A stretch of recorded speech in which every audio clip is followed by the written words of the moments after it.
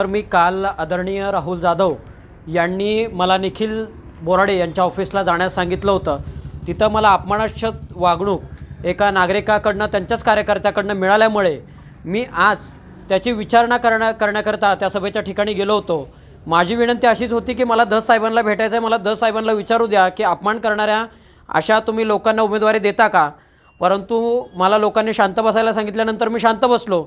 परंतु त्यांनी ज्या वेळेला हा शब्द वापरला की आंधळ्याला जरी विचारलं महानगरपालिकेत कोण येणार तर तोही सांगेल BJP, आणि असा शब्द वापरल्यानंतर तो मला शब्द खटकला आणि खटकल्यामुळे मी सभेमध्ये विचारलं की तुम्ही आंधळा हा शब्द का वापरला. कायद्याने असा शब्द वापरता येत नाही. तो एकतर दृष्टिहीन किंवा दिव्यांग हा वापरला पाहिजे.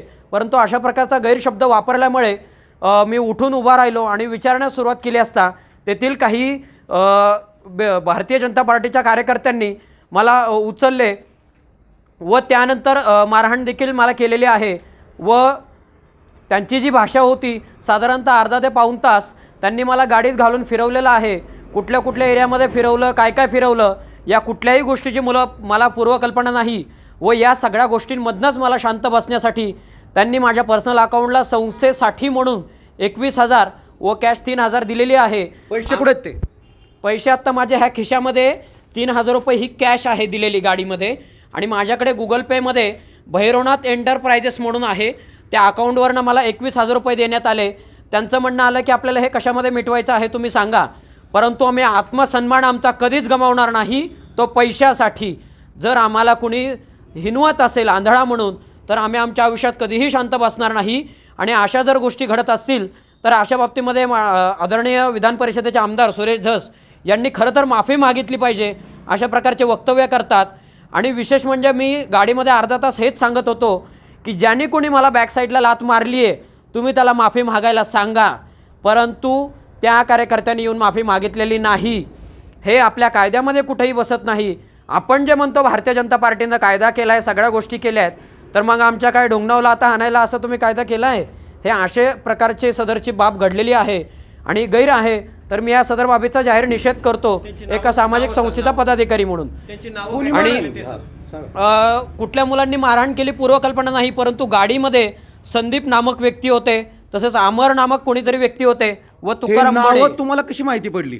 ते ज्या वेळेला गाडीमध्ये मला त्यांनी अर्धा ते पाऊण तास फिरवलं त्यावेळेला आपापसात ज्या वेळेला ते चर्चा करत होते त्यावेळेला सदरचे नावं हे निदर्शनास आलेले आहेत.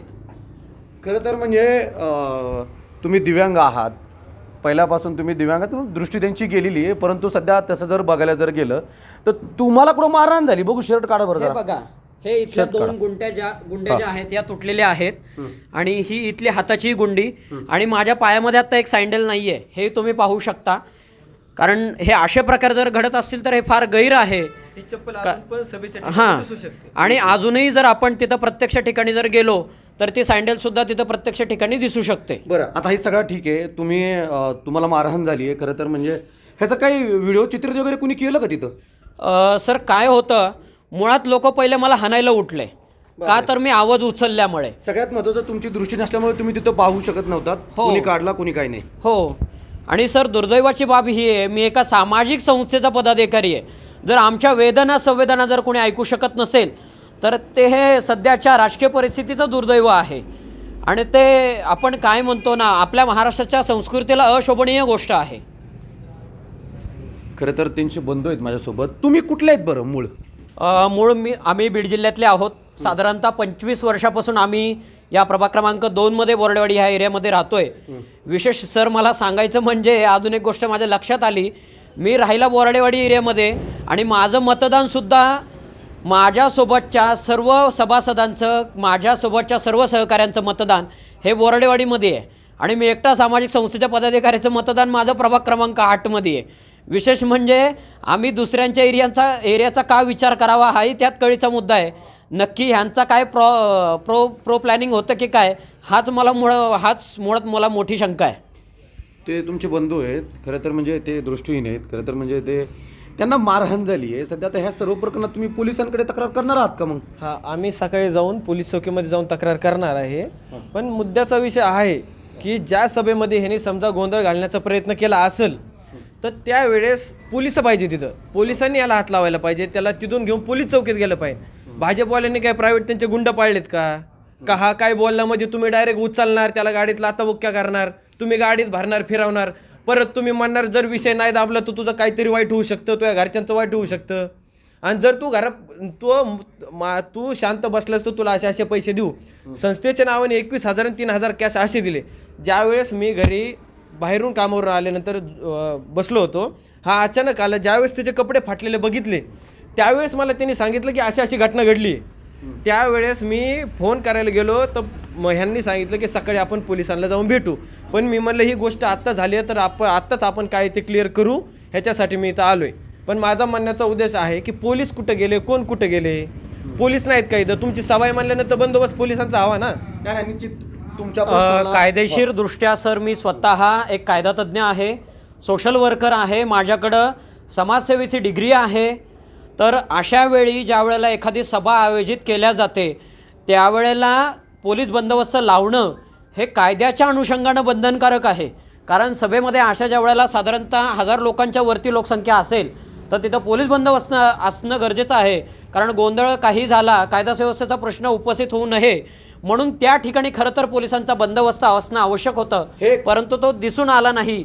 हे पोलीस प्रशासनाचं सुद्धा दुर्दैव मानावं लागेल सभेला परवानगी देताना.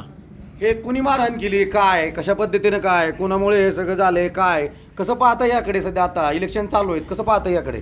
नाही, मला सध्या भाजपची ही समाजसेवा नाही, सध्या गुंडगिरी दिसते. तुम्ही आत्ता भोसरी विधानसभा म्हणा नाही तर काय म्हणा, मी स्वतः महाराष्ट्र नवनिर्माण सेनाचा मोशी प्रभागातील 2 नंबर गटातला मी शाखाध्यक्ष आहे. आम्ही जितके ह्या एरियामध्ये जेवढे पण आम्ही मोशीचे एक मनसेचे जे अधिकारी आम्ही हे केले होते, उमेदवारी अर्ज दिले होते, कितीतरी जणांना धमक्या आणि हे देऊन माघार घ्यायला लावली. म्हणजे सध्या भाजपची फुल गुंडगिरी चालू आहे, हे माझं म्हणणं आहे. तुम्हाला काय वाटतं? माझं सर एकच म्हणणं आहे की सध्याला ही जी काही व्यवस्था इथे तयार होती आहे, आम्ही सोशल वर्कर म्हणून ही सगळ्यात दुर्दैवी व्यवस्था आहे. आणि घाणेरडे राजकारण हे जर म्हणू आपण तर हे भारतीय जनता इथल्या पार्टी नागरिकांना काय आव्हान करताय मग तुम्ही? नागरिकांना एकच आवाहन करेल की ज्यांना नागरिकांच्या कराची किंवा कुठल्याच गोष्टीची जाणीवता नाही, दिव्यांग नागरिक, महिला आणि जे आपले करदाते आहेत यांची कुठलीच जाणीवता नाही, अशांना खरं तर तुम्ही सरळ पाडा, हे माझं मत आहे. कारण सर मी स्वतः पुणे परिवहन महामंडळामध्ये रोज प्रवास करतो. अंदाजे साधारणतः 84 रुपये पर किलोमीटर भाडं हे भाड्याच्या गाडीला आहे. आणि 15 वर्ष 15 गाड्या नवीन येऊ शकतात, हे 15 वर्ष भाडं भरत राहत आहेत. यामुळे दुर्दैवाची बाब अशी की सामान्य पिंपरी चिंचवड महानगरपालिकेतल्या जनतेच्या कराकडे कुणीही लक्ष देत नाही आहे. त्यांच्या जी काही कराची उधळपट्टी होती आहे त्याच्याकडं कुणीही बघण्याच्या दृष्टीनं पाहताना मला दिसून येत नाही आहे.